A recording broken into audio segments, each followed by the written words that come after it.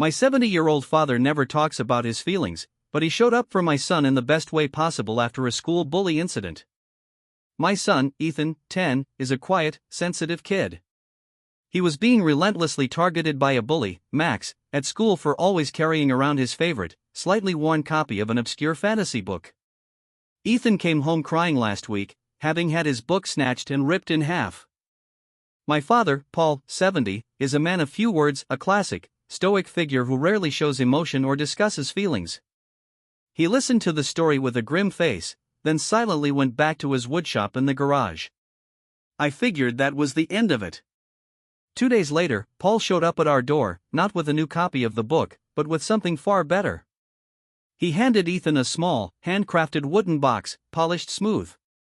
Inside, nestled on velvet, was a perfectly preserved, rebound copy of Ethan's fantasy book.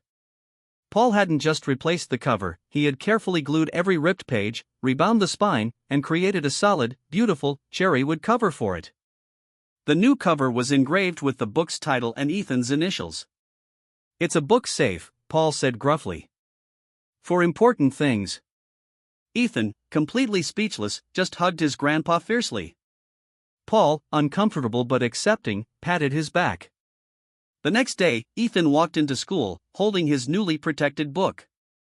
Max, the bully, tried to mock him, but when Ethan pulled out the heavy, custom-made wooden book, the bully stopped dead. It looked less like a fragile fantasy novel and more like a mysterious, powerful artifact. Max never bothered Ethan about his reading material again.